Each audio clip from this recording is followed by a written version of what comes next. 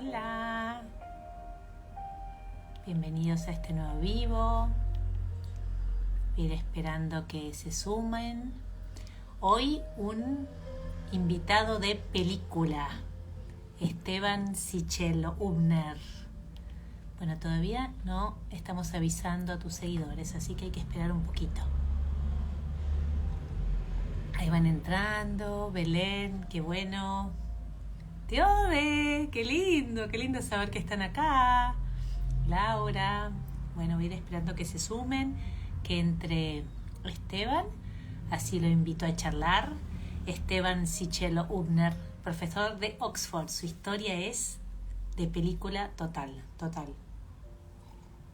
Saben que le dije al productor del que hizo una película que salió este año, una que se llama Soñando Alto, es una serie, y le dije que tiene que hacer una película con Esteban, porque tiene una vida de película, a Juan Maté, que es el que hizo nuestra serie que se llama Soñando Alto, de cuando subimos a la Concagua. Así que es re interesante. Véanla, dura media hora cada capítulo, son 3 capítulos nomás. Así que qué linda verla a Vicky, mi Fredina y a Ivonne, qué lindo. A Esteban, a ver si puedo ver cómo solicitar. No sé, acá, a ver, aceptar. Vivo. No me acordaba cómo se hace, pero ahí, a ver, puse aceptar. Ahí estamos, ahora sí. Vos la tenés más clara que yo, me parece. ¿Me escuchás?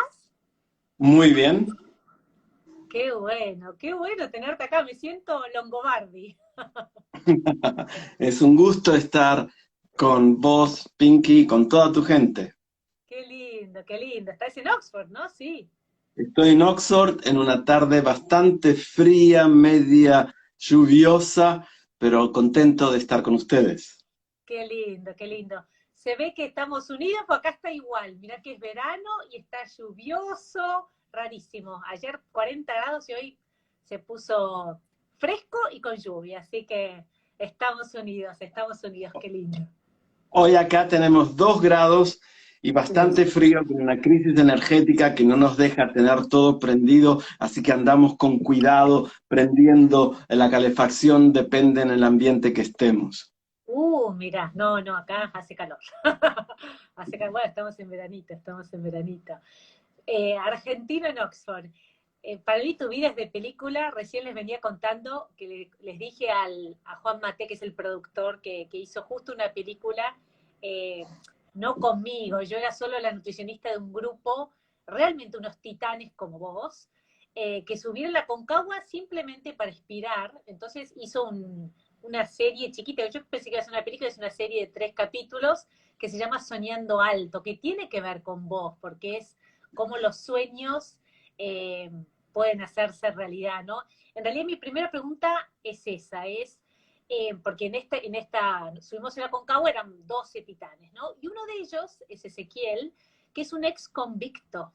Y hay un libro que se llama No permanecer caídos, que es la historia de ellos, de todos los espartanos, de cómo su entorno, o de pobreza, o de que ven a sus padres, qué sé yo, que roban, o que se drogan, o cómo vuelven a caer una y otra vez en delinquir. Y entonces, ¿qué es lo que hizo que Esteban florezca a pesar de haber nacido o vivido en esta casita de chapa pobre? Y que, ¿por qué Esteban floreció y por qué Ezequiel, bueno, terminó un tercio de su vida preso? No conozco el caso de Ezequiel, pero sin duda en mi caso, yo creo que lo que me mantuvo siempre fiel a un camino de vida quizás correcto, no sé cómo llamarlo, fueron los valores que aprendí desde muy pequeño. Sobre todo valores inculcados por mi abuela Raquel. Hay que tener en cuenta que mi madre quedó embarazada a los... Exactamente, exactamente. La llave de Raquel, claro, Y claro. también lo tenemos en inglés, Rachel's Keys. Rachel's Kiss, wow, ya vamos a hablar. Entonces, yo creo que esos valores que aprendí, sobre todo de mi abuela, digo de mi abuela porque mi madre quedó embarazada muy joven, cuando tenía 14 años.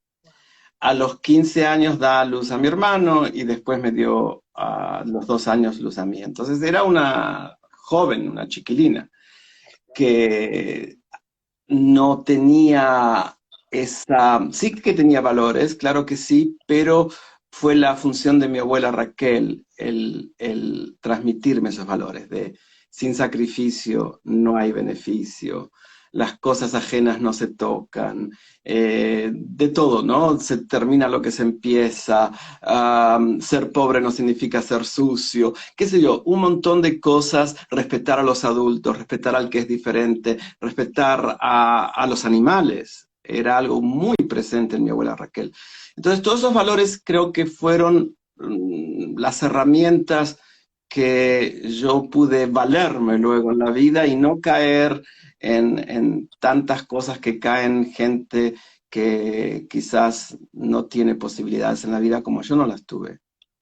Claro, claro, por eh, eso es lo lindo, ¿no? De cómo un chiquito, en vez de resentirse, porque a mí me resonó tanto tu historia por todo, porque justo estaba en Oxford cuando mi hermana me manda una entrevista que te hacen para que vea, así que yo no podía creerle, digo, es como, y estaba paseando, así que no la pude ver porque era de una hora, pero justo tenía un tren que me tenía que ir hasta, nos íbamos a Escocia, el lugar donde mis antepasados, y ahí, bueno, eran 4 horas, 5 horas, 4:45 de viaje en tren, así que ahí me puse a dar tus entrevistas, y todo lo que hablas es, eh, yo como soy el prototipo de lo cual uno podría resentirse, porque todas las calles, Márquez, Diego Palma, donde muere tu abuela, la Panamericana, yo vivo ahí, aparte de todo lo que nombrás, desde me encanta cómo escribís como un niño, ¿no? Como, bueno, vamos a hablar después del libro, de cómo no entendés de por qué dicen tirar la cadena,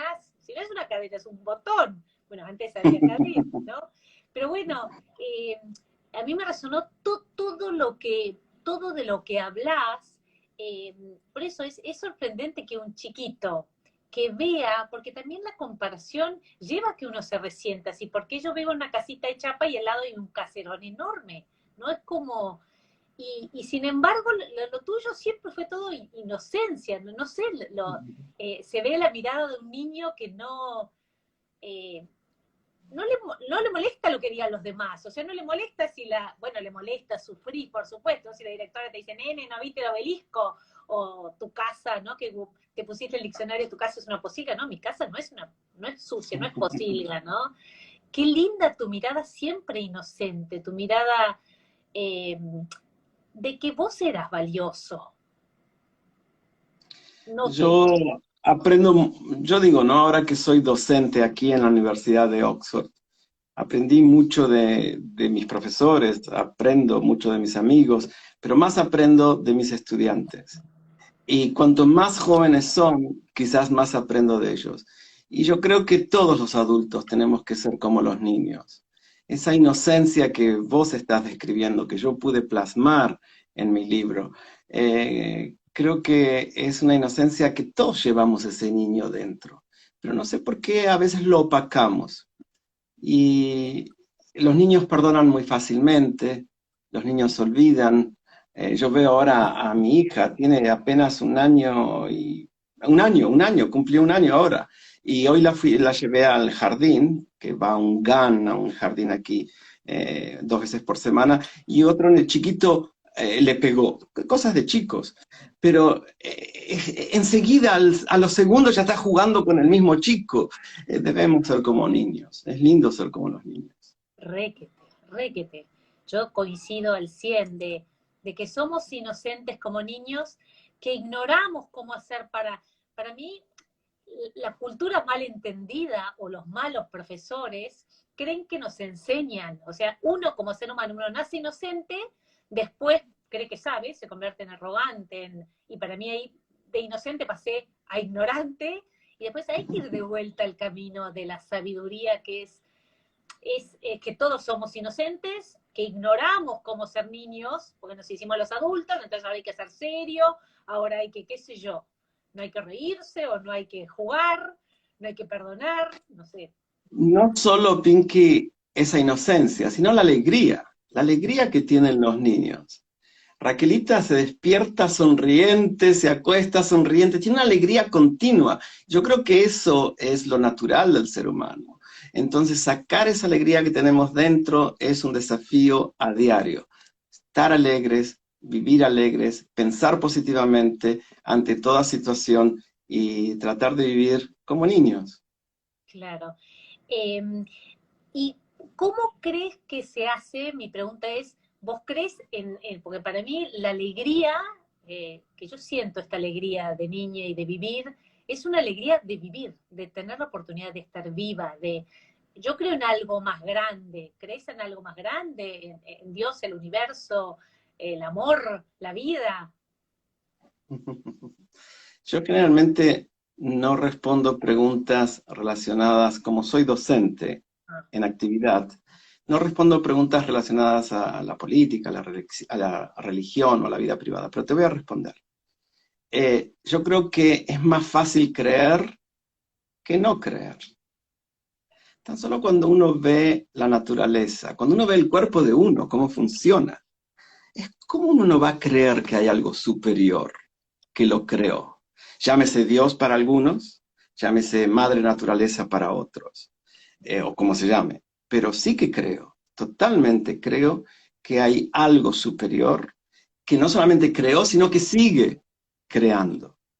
Sí, sí, que soy creyente, claro que lo soy. claro. Y coincido con vos, o sea, esto más grande, sería arrogancia creer que no Sí. hay algo.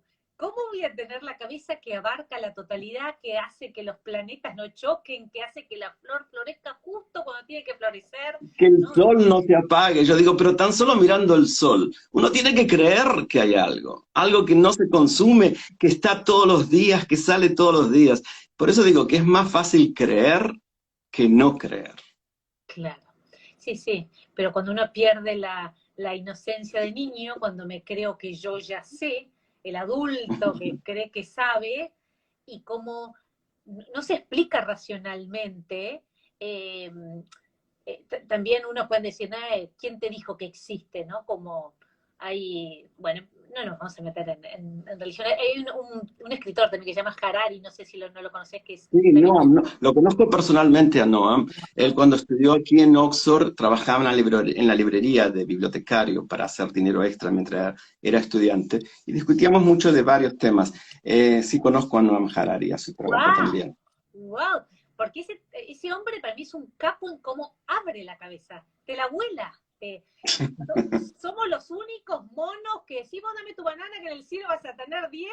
El mono no te va a dar la banana para el cuento del cielo, ¿no? Entonces, el cielo es acá, es eso, es En tener la la inocencia de ver esa Tenemos que belleza. traer el cielo a la tierra, el cielo a la tierra. Mucha gente que espera morir, suframos en este mundo porque en el mundo venidero seremos felices. No, hay que ser felices en este mundo, hay que pasarla bien en este mundo. Totalmente, totalmente. A eso creo que eso hemos venido, a hacer esa expresión de alegría, de inocencia, de divina que somos cuando nos conocemos de verdad. Eh, ¿Cómo fue tu viaje al conocerte? ¿Hubo un viaje al conocerte en esto que yo te digo, somos niñitos, después creo ser mi relato de, bueno, yo soy Pinky, no soy Esteban, trabajo de esto, soy Morocho, no sé, o sea, me armo mi personaje y después mi personaje pasa a ser mi cárcel, porque mi personaje él cree que está bueno, qué sé yo, ser buena madre y no mala madre, ser la etiqueta, el cuento, pero yo creo que todos arrancamos siendo niñitas felices como Raquel. Cuando empiezo a sufrir y no entiendo qué, digo, bueno, si yo me convierto a lo mejor en este sobreviviente, en este que sube en la vereda, listo, me convierto, y llega un momento en que me come el personaje, digo yo, mi famoso, mi ego, la que creo ser, y hasta que no me doy cuenta que, hey, es una arrogancia total creer que soy algo separado de la vida. Si lo que soy es divino, me trasciende, es un amor, yo creo que todos finalmente tendremos que hacer este viaje si queremos ser felices, ser alegres, ser libremente la que soy y no la que creo que está bueno ser. Insisto, yo creo que todos construimos una idea mental ideal donde voy dejando de ser la que estaba llamada a ser para convertirme en la que sea necesario ser.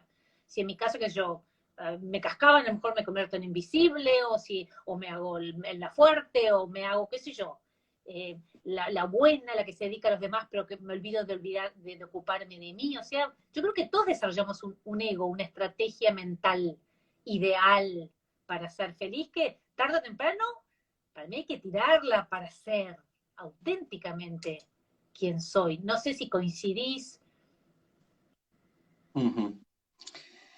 Yo no entiendo bien si me estás preguntando qué estrategia utilicé yo para no vivir o no estancarme en ese sufrimiento que me tocó vivir de pequeño.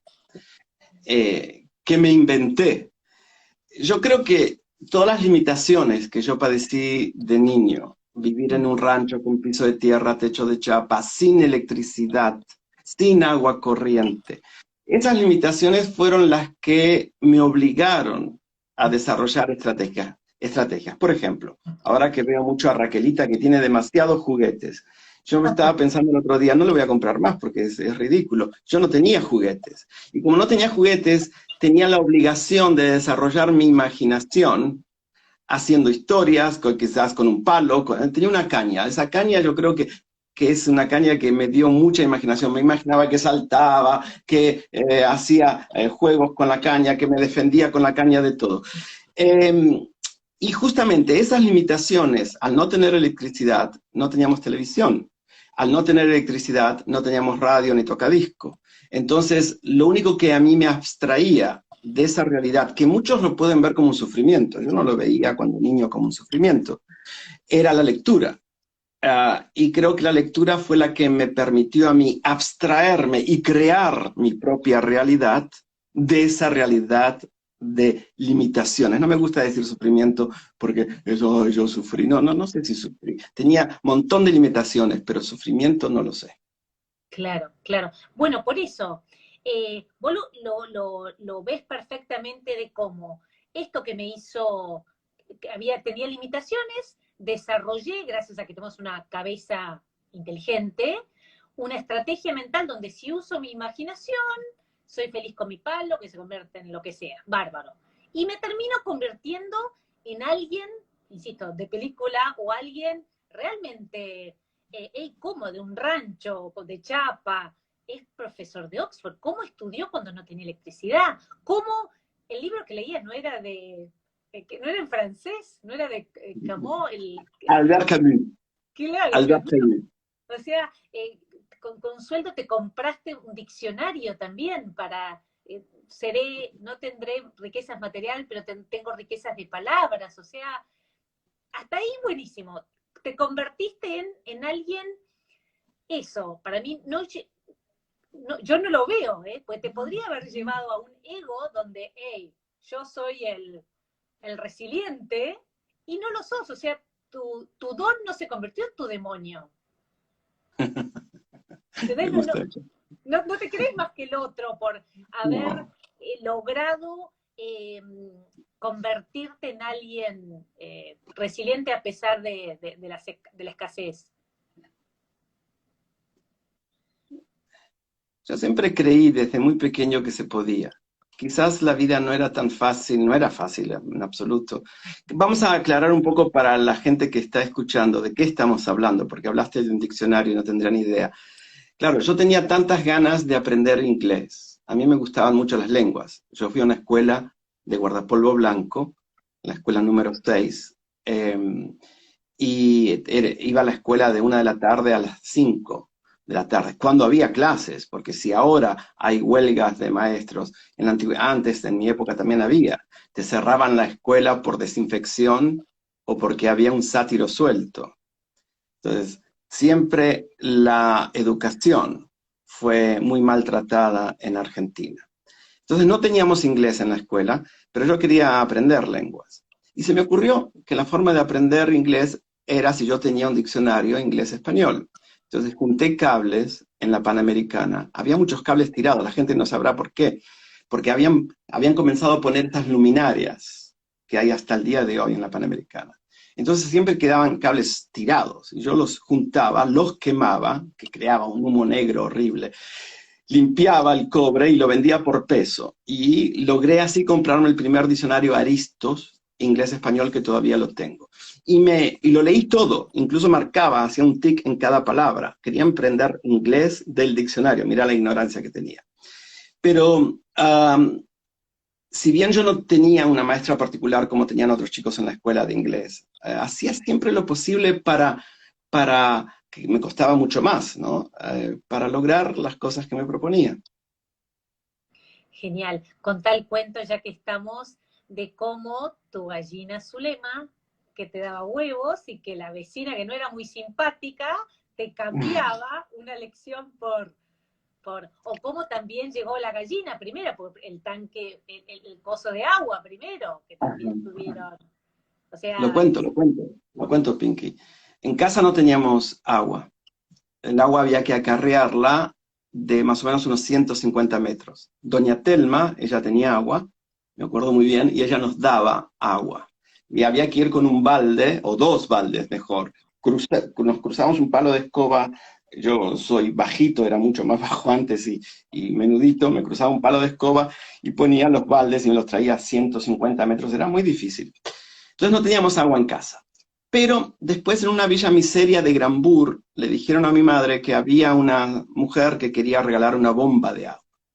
Quizás personas que nos están escuchando no tienen idea qué es una bomba de agua. Una bomba de agua era un aparato de hierro fundido que se hacía una perforación en la tierra con un sistema de varillas, 18 metros más o menos de perforación, y uno podría jalar la manija y salía agua. Bueno, la fuimos a buscar a Granburg en el tren diésel desde Boulogne, desde Boulogne, hay gente que dice Boulogne, Boulogne, no importa, a Granburg y la trajimos en el tren, mi madre y yo, que fue muy difícil traerla, yo tendría 7, 8 años o 9 años ya, era muy difícil manejar esa bomba, que era una cosa muy pesada. Mi mamá le pedía ayuda a los pasajeros, para subirla al tren, para bajarla del tren, en fin, la trajimos al rancho y mi madre logró instalarla. Una vez que la instalamos y empezamos a jalar de esa manija y el agua empezó a salir, mi madre con una alegría increíble, yo chapoteaba en el barro, todo embarrado y contento de jalar la manija que no me la podía. Mi madre me dice, Estebancito, se nos acabaron los problemas. Y digo, ¿cómo, mamá, que se nos acabaron los problemas? Me dice, ahora no vamos a pasar más hambre. Yo no entendía. Mi mamá me dijo, tenemos tierra, tenemos agua, vamos a sembrar. Y nos pusimos a sembrar. Lo primero que sembramos fueron zapallos y zapallitos, porque crecían muy rápido. Después vinieron los tomates, cebolla, hasta cañas de azúcar teníamos. Teníamos que esperar 3 meses hasta que estén comibles el caña de azúcar. A mí me encantaba, se cortaba y se chupaba la caña, me encantaba. Pero junto con todo esto vinieron las gallinas. Entonces, tuvimos gallinas, se nos acabó el hambre. Nunca fuimos a un comedor escolar. Gente que tiene tierra y agua no tiene que ir a comedores escolares. No tiene. Nos sobraba la comida. Yo cambiaba zapallos por manzanas, cambiaba zapallitos por limones. Y había una vecina, como bien dijiste, Pinky, que tenía electricidad. Se llamaba Fernanda Fernández. Y tenía un curso de inglés en long plays negros, en vinilo. Yo estaba desesperado por escuchar esos discos de inglés. Yo pensaba que si escuchaba los discos ya aprendía inglés automáticamente. Y ella era muy, no sé si decir mala, pero no nos llevábamos muy bien, hacía negocios conmigo y me decía, bueno, te cambio una lección, que las lecciones habrán sido de 10 minutos, por un huevo. Entonces yo le robaba los huevos a la gallina Zulema, que me sentía que le estaba robando los huevos a la gallina. Eran sus huevos, era una gallina ponedora Zulema.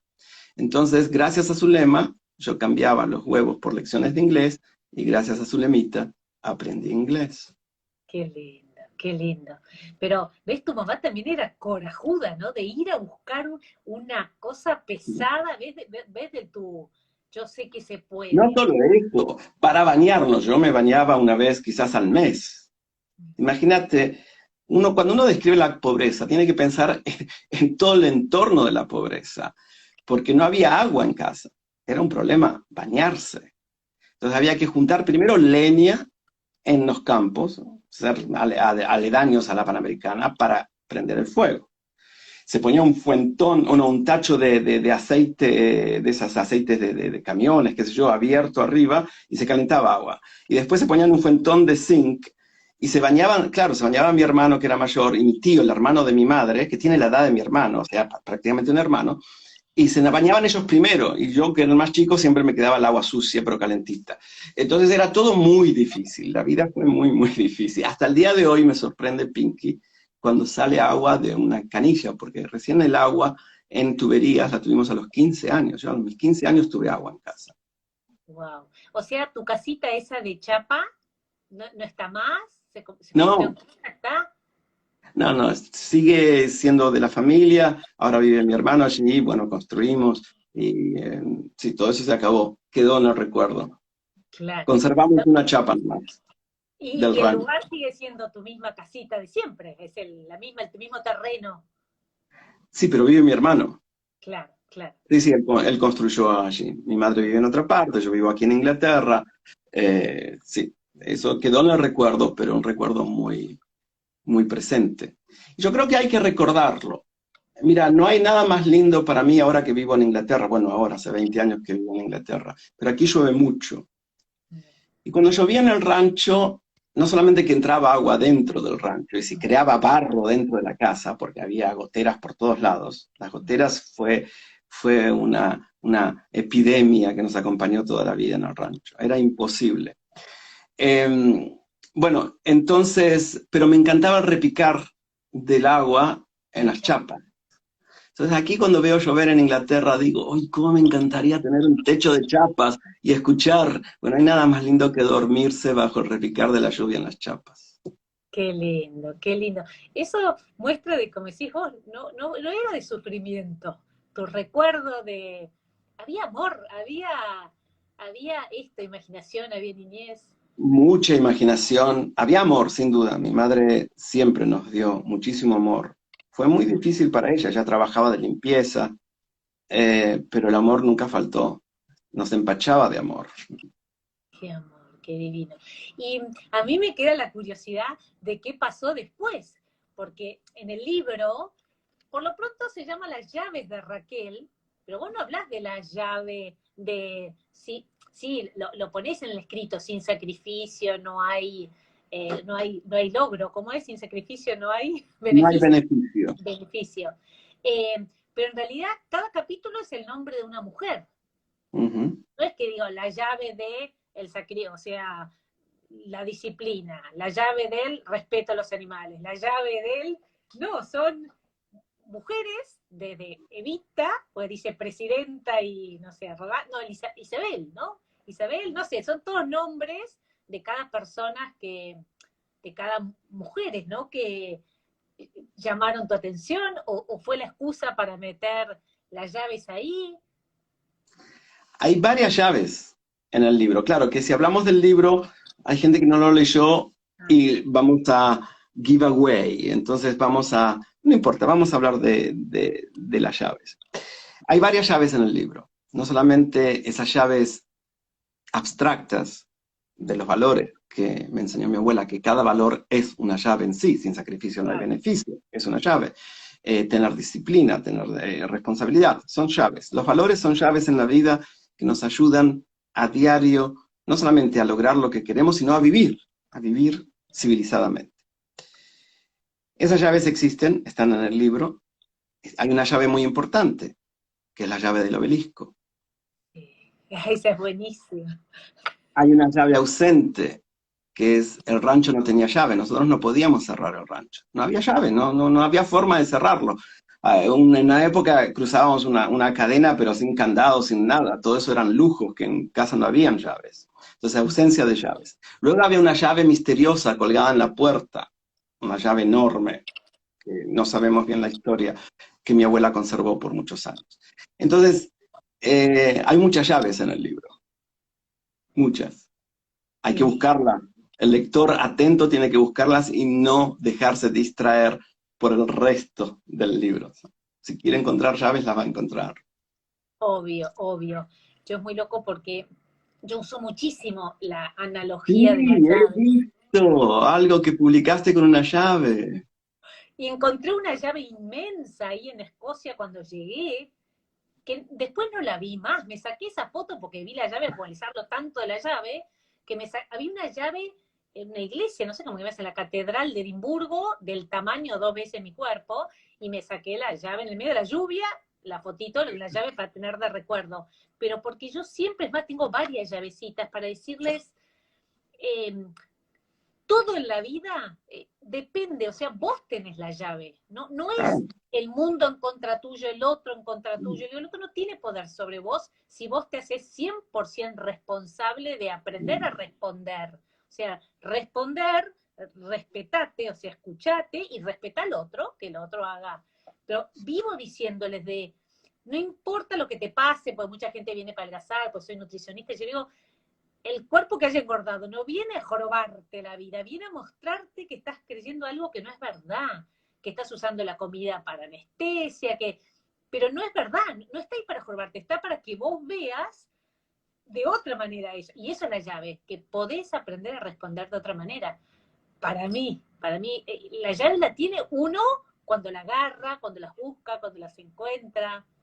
Eh, pero me encanta la analogía porque si no uno puede perder, y más insisto en ejemplos de vida, en casos con que uno ve que falta o algo, uno puede decir, bueno, es lo que me tocó, uno podría decir, no hay salida, es imposible. Y para mí, lo que hemos venido justamente eso, es a ver de lo que soy capaz por lo que me tocó. A encontrar ese poder de siempre podés elegir.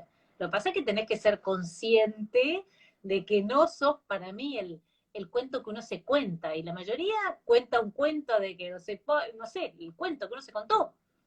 Y el tuyo me encanta, porque de entrada siempre de yo sabía que se podía o que se puede. Eh, pero en realidad, después del cuento, ¿cómo siguió? ¿Cómo siguió el cuento? El cuento es, conseguí mis pasajes, me fui a Jerusalén, estudiaste ahí, no sé, ¿cómo siguió? ¿Seguiste cumpliendo sueños? ¿Cómo llegó Raquelita a tu vida? Todo esto es cuando eras niñito. Mencionaste muchas veces en diferentes tiempos verbales el verbo poder. Se podía, se puede, y demás. Yo creo que todos tenemos poder dentro nuestro como seres humanos.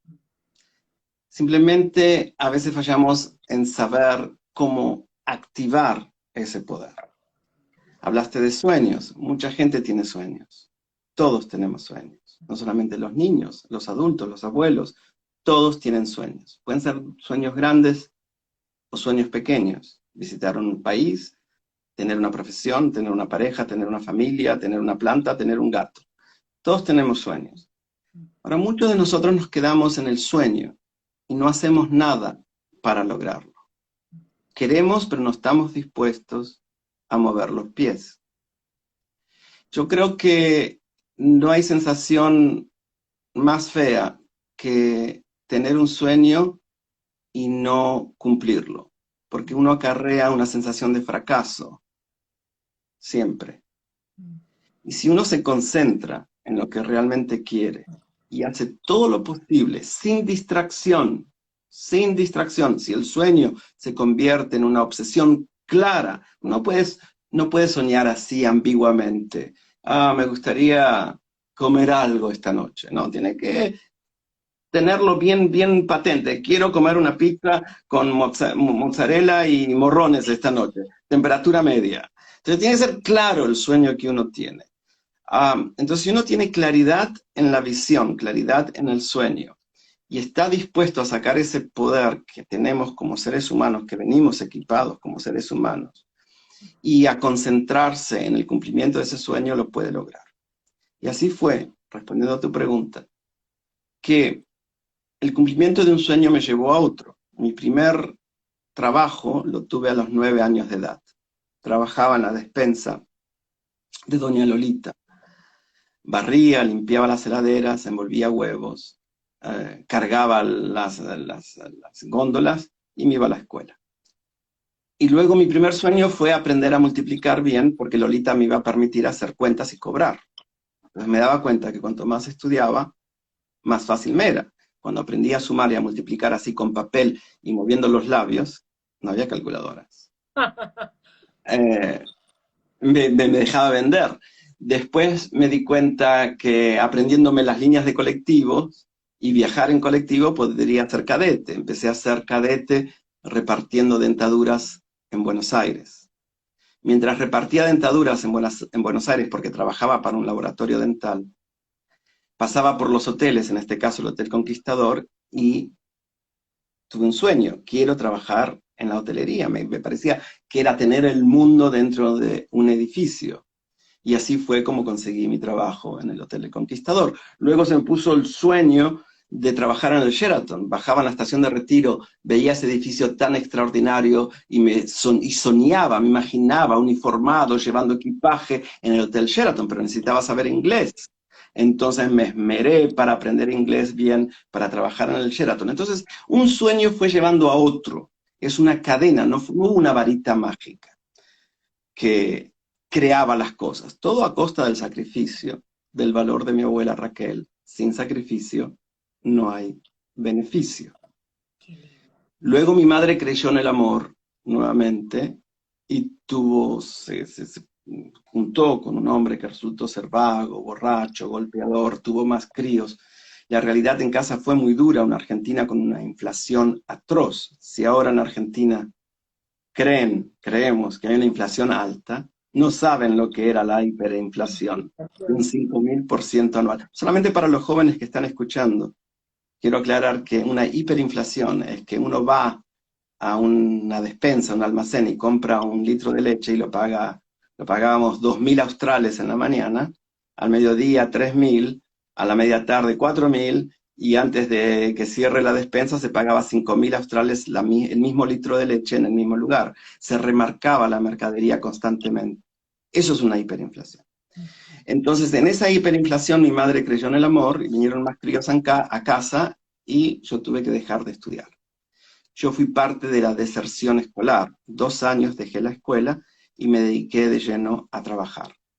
Hasta que di en un trabajo, Festo Pneumatic, era cadete, y el director de Festo, Germán González Quiape, que todavía vive, le agradecí recientemente en una conferencia que di en Buenos Aires, él estaba en el público, le agradecí el haberme impuesto lo siguiente. Me dijo, Esteban, vos das para más. Te permito que sigas trabajando en la empresa, pero si terminás el secundario. Y la única forma de terminar el secundario era hacerlo de noche, en la escuela nocturna. Y así es que trabajaba desde 8 de la mañana a 5 de la tarde, y luego de 7 a 10 y media, y una vez a la semana hasta las 11, iba a la escuela secundaria. Y terminé el secundario nocturno, que creo que fue mi mayor logro, respondiendo a tu pregunta. ¿Cómo logré lo siguiente? Lo siguiente fue muy fácil. Lo más difícil en mi vida fue terminar el secundario. Que un chico criado en las condiciones paupérrimas en las que yo me crié, termine el secundario, fue el mayor logro. Yo empecé de -10, no es que empecé de 0 como muchos, empecé de -10, era todo muy limitado en mi vida. Y entonces creo que ese fue el mayor logro. Luego, el resto fue fácil. Qué lindo, qué lindo. Y hablando de, ahora que estamos, no sé, sos futbolero, contanos cómo lo conociste a Maradona hablando de hoteles. ¿Él leyó tu libro? ¿Leyó El Borrador? Sí. Es alucinante, lo conociste en Yuval Harari, a Maradona y a la cantidad de personas. Es que Oxford es un lugar muy especial y nos permite... Bueno, aunque a Maradona lo conocí en Buenos Aires. Yo trabajaba de bellboy, de botones, en el Hotel El Conquistador, en la calle Suipacha, en Buenos Aires, entre Marcelo T. de Alvear y Paraguay.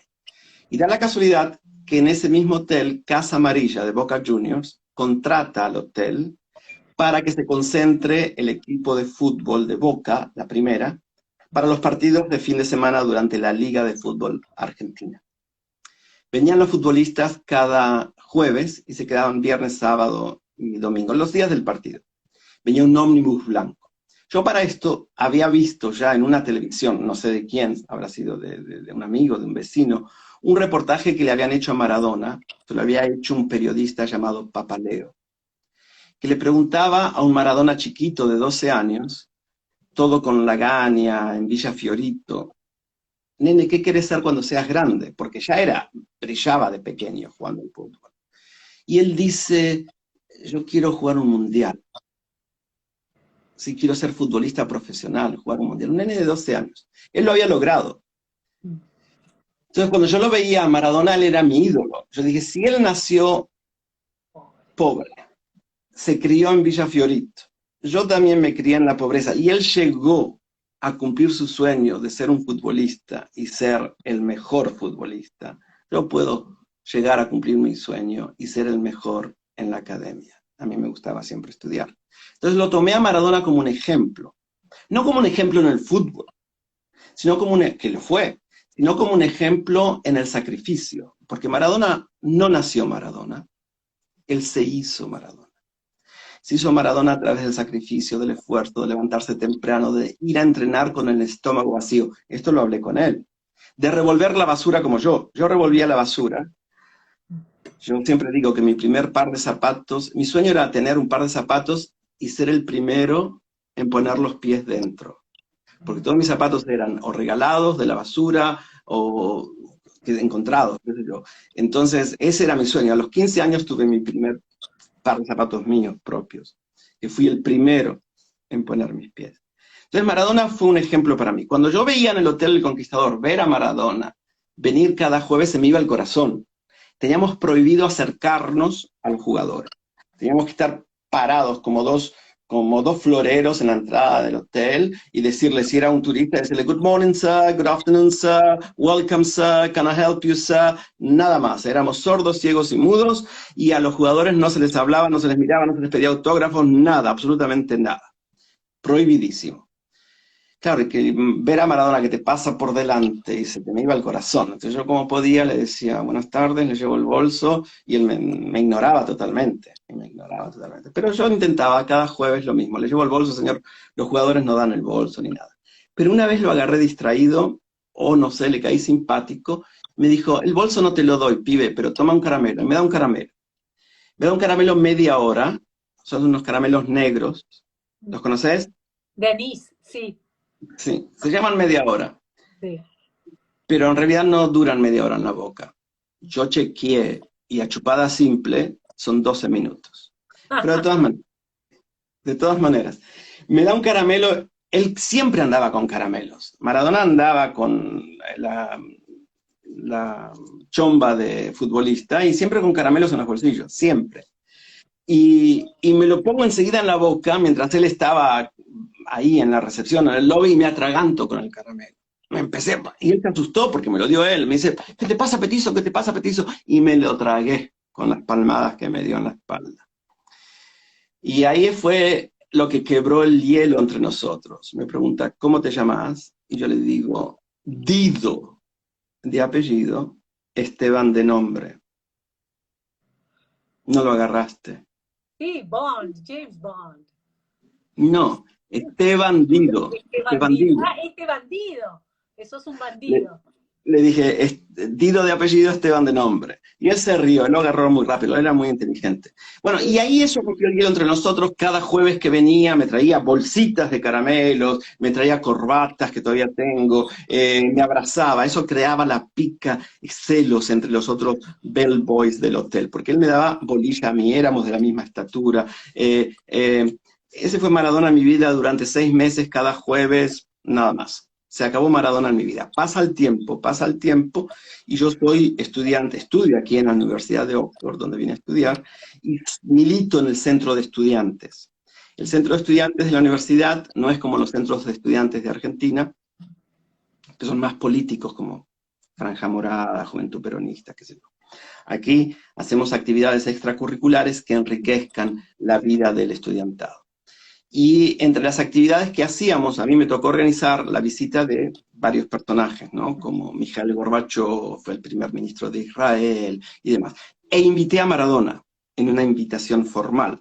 Esta es tu pregunta, ¿cómo llegó Maradona a Oxford? Él era una invitación ya formateada, preescrita, se le cambiaba el nombre y se enviaba. Responde su abogado, Daniel Bolotnikov, diciendo, Maradona no puede viajar a Inglaterra, está muy ocupado con el fútbol, era su segunda época en Boca Juniors. Y gracias por la invitación. ¿Quién se atreve a decirle no a Oxford? Nadie le dice no a Oxford. Todo artista, político, futbolista, pensador, científico, quieren venir a Oxford a dar una charla, porque después hacen chapa. La Universidad Claro. de Oxford, una de las universidades quizás las más prestigiosas del mundo, me invitó a dar una charla. Y él le dijo que no, digo, no me quedo con un no. Y aquí tiene que ver con la insistencia. Entonces le escribí una carta de puño y letra, diciendo, Diego, yo soy aquel botones que te llevaba o quería llevarte el equipaje en el Teleconquistador, el caramelo me adora. Le conté todo lo que le conté a ustedes y se la mandé por correo. Qué lindo. Y un día estoy en el centro de estudiantes, me llaman por teléfono y me dicen, el que atiende, me dice, Esteban, you got a phone call. Y yo, sí, ¿quién me llama? Maradona. Este no es Maradona, es un payaso que se está haciendo pasar por Maradona. Era él. Era él. Esteban, Petizo, me acuerdo, ¿cómo llegaste a Oxford? No es posible, ¿cómo?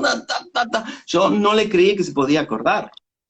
Después me di cuenta que sí que se acordaba. Me dice, claro que voy, venía a buscarme y voy. Cosa de Maradona, ¿no? Quería que yo vaya a buscarlo a Buenos Aires para venir a Inglaterra, una cosa media loca. Pero bueno, fui, la universidad me dio los fondos, pude ir a Buenos Aires, pasé 3 días en su casa, en la calle Segurola, creo que era, o Cuba, que yo, no, La Habana, en Villa Devoto, no, una de esas. Escribiendo el discurso para Oxford, fuimos juntos a Nueva York y de ahí vino para aquí y dio en la Universidad de Oxford, lo pueden googlear porque está en YouTube, una de las mejores charlas que conoció esta universidad.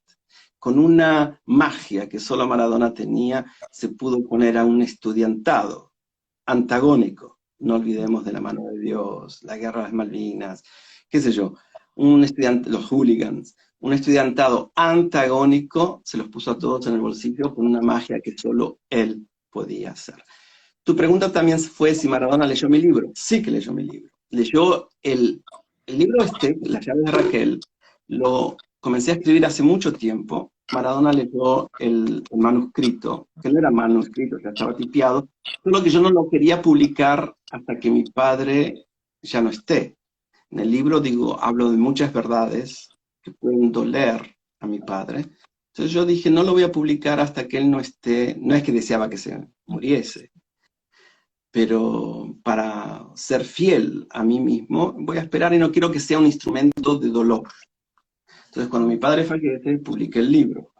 Pero Maradona leyó el borrador y se identificaba, me acuerdo, en Nueva York, yo creo que lo leyó casi todo en Nueva York, y me decía, ay, y le decía a Claudia, le gritaba a Claudia, mira, él hacía lo que hacía yo, porque Maradona también revolvía la basura, y yo buscaba en la basura cables que quemaba, además, él buscaba aluminio. Aluminio. Hay que recordar que en esa época, ahora todo es plástico, pero todo era de aluminio. Los cucharones eran de aluminio. Cuando vino el Tupperware, que fue, el Tupper, claro, la gente no sabe de qué estamos hablando. Ahora se compra el Tupper en cualquier negocio. Antes había sociedades, mujeres que se juntaban en las casas y vendían Tupper. Era una cosa. Entonces, claro, la gente empezó a tirar las cosas de aluminio. Y si vos revolvías la basura, conseguías el aluminio, lo vendías por peso y tenías plata. Entonces Maradona, él juntaba aluminio de la basura. Me lo contó él. Y sí, él leyó el libro y le gustó y eso creó una relación muy linda que me invitó a dar clases a la escuela de sus hijas en aquel tiempo en Pueblo Blanco, luego lo vi en Abu Dhabi o en Dubái. Sí, sí, entonces se creó una relación, pero quizás por cosas en común que teníamos. Claro, claro. Y en su libro, Yo soy el Diego de la gente, él me menciona en el libro 2 veces, pero dice que esa venida a Oxford fue uno de los mejores regalos que le dio la vida. Mirá, qué lindo. El Diego de la gente. Ah, no. ¿Diego de la gente lo escribió él? ¿Es un libro que escribió él? Sí, sí, él escribió su autobiografía, Yo soy el Diego, Diego de la gente, en varias lenguas, y me menciona 2 veces. Sí. Ay, qué lindo. Lo voy a leer. No sabía que había escrito. Pensé que eran apócrifas, qué sé yo, que No, eran... no, es él con la ayuda de Daniel Arcucci del diario La Nación, pero es él quien escribió el libro. Tuvo su ayuda de que fue Daniel, ¿no? Pero fue él, es su Claro, única biografía, contar. Y qué lindo autobiografía. el Diego de la gente. Así que, bueno, ¿y seguiste cumpliendo sueños? ¿Seguiste poniendo tu foco en qué es lo que deseo así con esta claridad? Qué lindo, ¿cómo llegó Raquelita? ¿Cuánto tiene? ¿Un año? ¿Vive con vos ahí en Oxford? Raquelita tiene 1 año, es una niña muy, muy bella, muy simpática, que sí, bueno, yo creo que como dije antes, ¿no? Todos tenemos sueños. La paternidad fue un sueño, terminar una carrera universitaria fue un sueño. Bueno, me la pasé soñando porque terminé 5 carreras, Sí. 3 de ellas aquí en la Universidad de Oxford. Ahora, Las llaves de Raquel fue otro sueño. Ahora estoy escribiendo la segunda parte, que es Ah, otro sueño. Yo creo que no tenemos que dejar de soñar. Y si nuestros sueños ayudan a mejorar este mundo, aún mejor, aún obvio, mejor. obvio, obvio. Me encantó. Bueno, eso es lo que yo quería. Quería la segunda parte. Porque yo me quedé con que te ibas a Israel y nada más. No sabía que habías estudiado una carrera ahí, otro un par más ahí en Oxford, pero no sabía cómo había seguido. Ahora pues te encontré en Instagram, por eso por lo menos la pude ver a Raquelita, que es divina, no puede ser más linda. Y venís a Argentina, a tu mamá también la llevaste ahí a Oxford, fue. Mi madre vino muchas veces, sí, sí, claro, y vino para mis graduaciones. En Inglaterra hacemos las graduaciones en la Universidad de Oxford en latín, que es bastante aburrido, ¿no? O sea, te disfrazan con toda esa decoración y demás. Y mi madre se durmió en mi graduación y dijo, no voy más para Ah, tus graduaciones. Voy de visita, pero no a tus graduaciones. Sí, mi madre vive, voy mucho a visitarla. Voy a visitar Argentina, ¿no? Mucho, fui hace 3 meses estuve en Argentina y quisiera volver ahora, pero quizás lo haga en enero. Me gusta, vivo en Argentina, yo duermo aquí, siempre digo, pero me acuesto pensando en Argentina, me levanto pensando en Argentina y sé todo lo que pasa en Argentina a diario. qué lindo, qué lindo. Sos de ver el mundial, me imagino. ¿Estabas chocho ayer? Sí, lo veo. Ayer vi Polonia-Argentina 2-0. Sí, sí que lo veo. Sufro como todos. A Raquelita, claro, como le pinté tenía esos ositos, unas remeras, ¿para qué gastar, no? Entonces, podría, pero le pinté la camiseta argentina a mano y quedó muy linda. Qué lindo, qué lindo. Hicimos un desastre, ¿no? Con pintura, pero quedó linda. Entonces le pongo la camiseta pintada por mí, Qué celeste y lindo, blanco. qué lindo. Bueno, nada, ya si nos quedan unos minutitos, a mí lo que más siempre sorprende es tu primera conquista, que es ese, no sé, un poco de contar lo del obelisco. A mí me parece genial todo, la subida, tus zapatos. ¿Cuántos minutos nos queda para el obelisco? Y acá quedan 7 para las 2, no llegamos, ¿no? Pues mucho. No, Léanlo acá, léanlo acá. tienen que leerlo. Las llaves de Raquel, yo les aconsejo, si pueden, que lo lean. Está en Mercado Libre para los que... Por favor, todos que están escuchando, síganme en Instagram. Pero pueden comprar el libro en Mercado Libre, si no en Amazon. ¿Pero por qué? Creo que es un libro que ayuda mucho. Lo están leyendo en escuelas en Argentina, en varias escuelas del país, y después de leer en las cárceles. Ya fui a 2 cárceles personalmente en Argentina donde los presos leen mi libro, lo estudian. Hay presos que estudian en Argentina y que tienen buena conducta y estudian y leen mi libro. Y vemos que chicos de escuela, maestros, abuelos, abuelas, había una abuela de 72 o 74 años que después de leer mi libro se puso a estudiar. Yo creo que es un libro que inspira, la historia de un niño que crece y cómo percibe el mundo, sobre todo a través del lenguaje, porque somos lo que hablamos, ¿no? Si utilizamos un lenguaje positivo, un lenguaje cargado de energía, somos personas energéticas, somos personas con energía. Las palabras forman nuestro carácter. Eh, y yo se los recomiendo. Es la historia de mi vida, pero creo que inspira a todo aquel que lee con el corazón abierto. Es verdad, es verdad. Y me encanta porque cada cual lo hace a su manera, ¿no?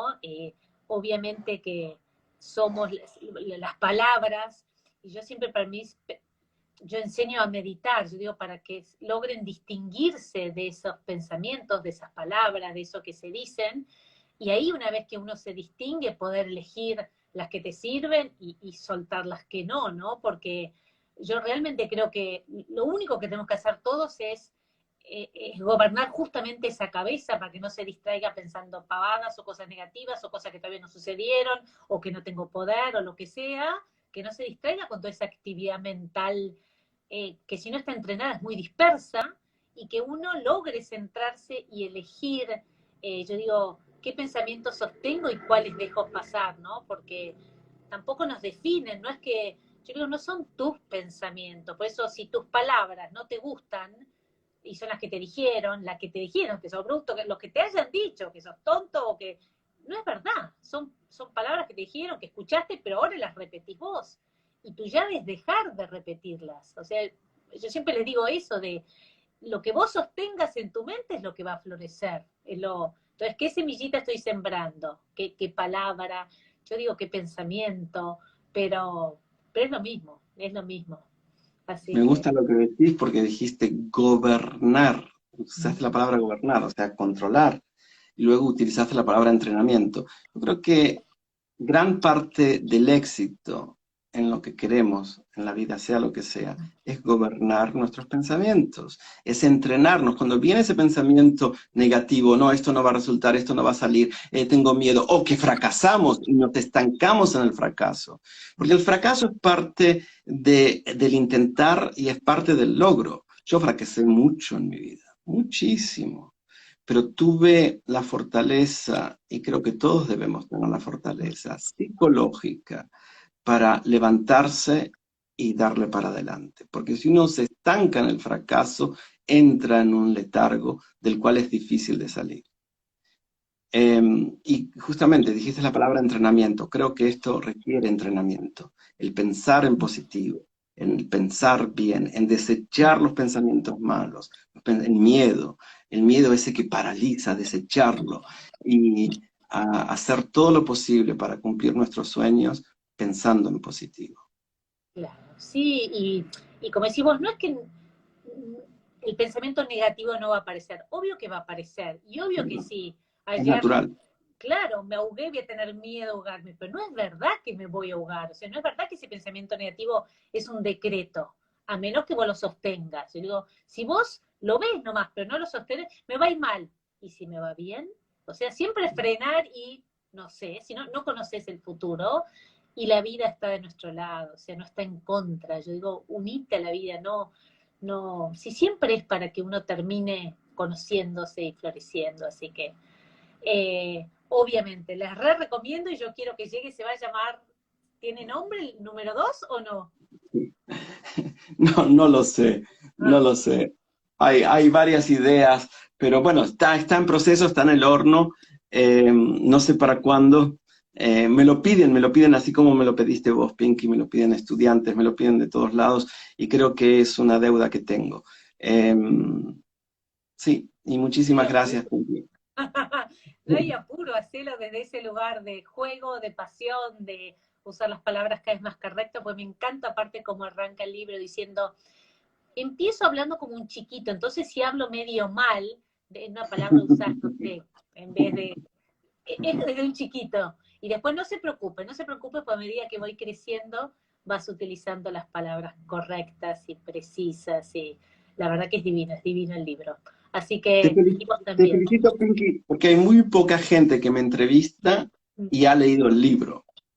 Generalmente se aventuran y entonces se hace una entrevista un poco media de que no funciona, pero vos sos muy profesional, leíste el libro y por eso me estás entrevistando. Gracias, te Qué felicito. amor. Gracias a vos, gracias a vos. Sos un lujo, gracias por inspirarnos, porque todos hemos venido a brillar como brillan los niños, pero no muchos lo hacen, así que los que lo hacen son maestros de alguien que ya lo hizo, así que gracias por esta entrevista. Un placer. No dejen pasar un día sin ayudar a otra persona, no solamente con dinero, sino con palabras, con nuestros oídos, porque el ayudar a otros da mucha felicidad. Gracias por esta entrevista. Gracias. Ya cuando te voy a escribir cuando salga el segundo y lo lees. Gracias. Adiós. A ver cómo se va esto, no me acuerdo, yo crucecita.